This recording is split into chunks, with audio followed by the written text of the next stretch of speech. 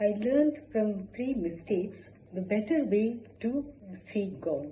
As God is spirit, we can understand Him only through our spirit. Through our mind, we can only understand Him partly because our mind depends on our cognition to understand most things.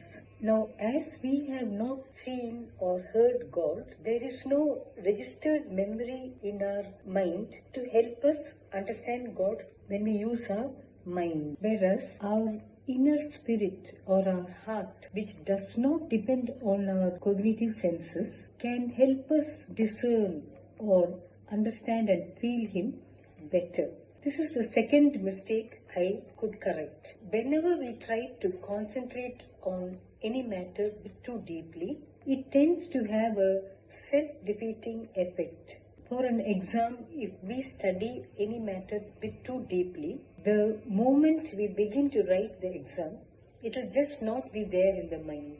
So I understood that trying to understand God philosophically or metaphysically will just not help us get closer to Him. Thirdly, real love is really blind, as they say, because it does not depend on our mind. In the sense, real love is not based on what our mind analyzes of a particular person, about his or her looks or behavior. So when a person falls in love, it is always from the heart and never from the mind.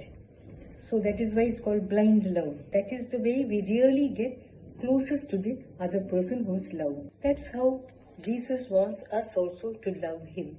He wants us to believe in His presence and existence itself with the innocence of a child.